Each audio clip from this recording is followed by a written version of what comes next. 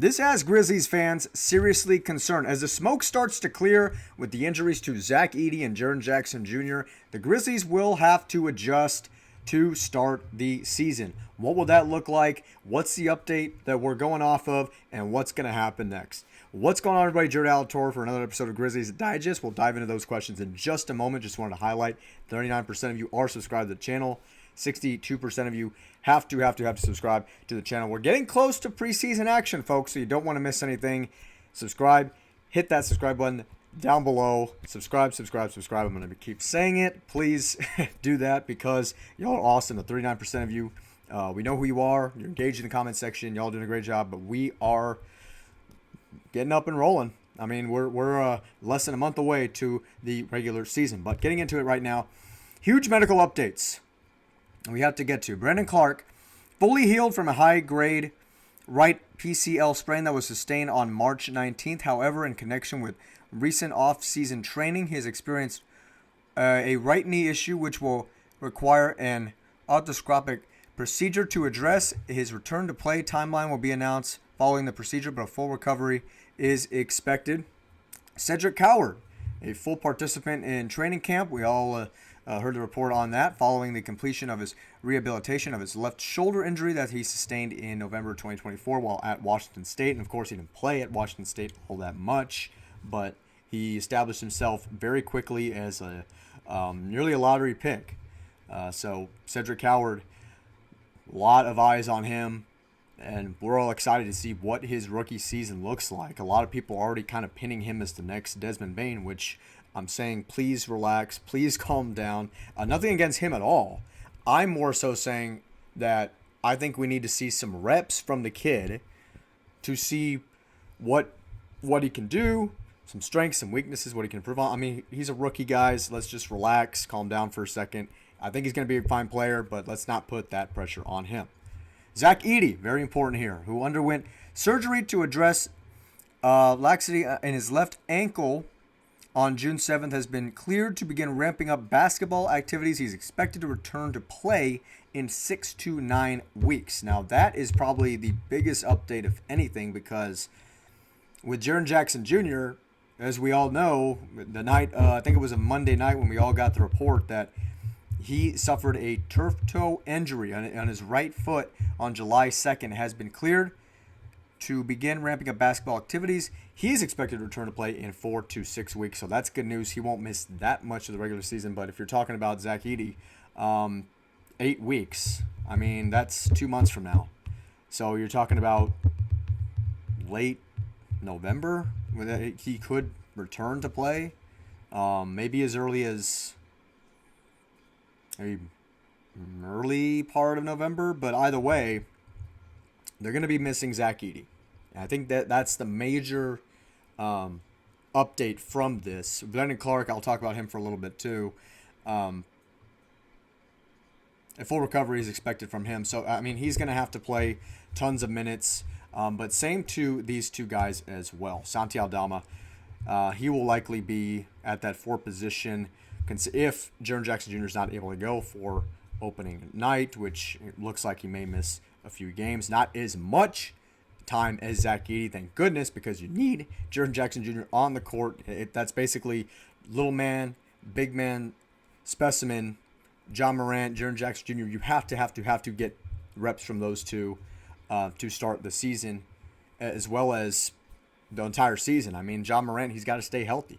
You know, your best player is your healthy players, and even though that sounds kind of corny saying, Ja Morant's got to stay healthy, but Jaren Jackson Jr. looks like he's only going to miss just a little bit of time in the beginning of the regular season. So Santi Aldama might have to take that 4 role and then put JJJ at the 5. That may happen.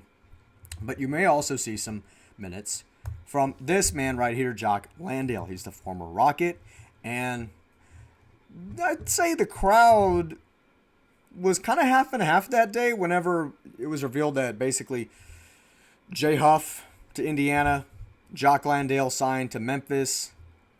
I feel like it was kind of half and half. I mean, I know we're going to miss Jay Huff just because, well, especially his reverse jams. I mean, you love a reverse jam Jay Huff in a Memphis uniform. Those are always kind of fun. But I think Jay can play similar to Jock, but Jock, I think, can stretch the floor out a little better than Jay can. I also like Jock's physicality.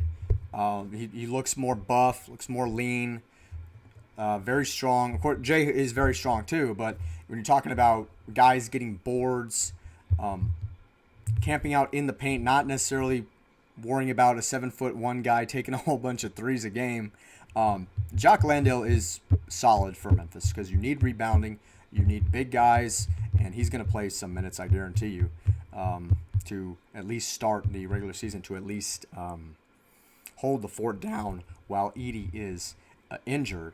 But going back to this report, because this is obviously the biggest news we've had in a little bit, Brendan Clark definitely has to play some minutes, but I think you have answers when it comes to the big man position and how to address the injuries that are kind of plaguing Memphis right now. But for Zach Edey, I think that sophomore leap is very much there. But that's also a concern for any guy who's 7'4". You look at Victor Wembanyama. I think there was an episode of it was Jeff Teague's podcast. Can't remember the name of it, but if you remember the name of it, you can drop it in the comment section down below. But he was concerned about Wembanyama just simply because he's tall. And you think, wow, like it's a gift to be 7'4", right? And playing in the NBA, being the guy that can do everything out there. But you're a guy who's also very vulnerable than most other guys that are a foot shorter than you. And that's a concern. I mean, Yao Ming, he had, I wish he had a longer career. And, he's a Hall of Famer, and thank goodness he is. I mean, he deserves it. But he could have played a lot more, but he's 7'6", and that's just a problem for just tall guys, is that they're vulnerable, especially in the lower part of their body, prone to getting injured. You hope and pray that you have long careers from both of these young guys, Wembanyama and Edey, both 7'4", who are going to be going at it for the next definitely some years from now. But that's a concern I have for Edey in the future. I think he's a dominant guy who can get his own.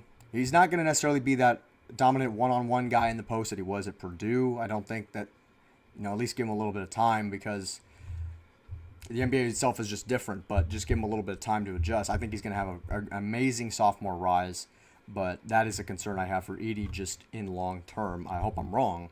I hope he has a long career, especially with Memphis, but let's watch for that down the stretch of his career. Jaren Jackson Jr., yeah, I mean, that it's just the luck of Memphis, right? But once you get Jaren Jackson Jr. back, I think you'll have a good flow and good rhythm of kind of what to expect. We know Edey's going to be out maybe until around Thanksgiving. I don't want to speculate on that, but I mean, that's kind of in that 6 to 9 week range from right now, as I'm doing this video in late September. But once Jaren Jackson Jr. comes back, I think you'll start to get a more consistent pattern of what to expect. And then when Edey gets back, hey, it's just another weapon that Memphis has. But that's going to do it for us. Thank you so much for watching the video. Major injury news. Glad to get out on that, report on that, and preseason. Hey, folks, it's almost there. Hit that subscribe button to not miss another video, Grizzlies Digest. Hit a comment down below. What do you think about all these injuries? What to expect? Maybe from Aldama, maybe from Jock Landale, Brendan Clark, Cedric Howard. Leave your comments down below. Just anything. Doesn't matter. It could be this topic or something else. You choose. That's that's the freedom of what you have. Jared Altor saying thank you so much for watching the video. We'll see you in the next one.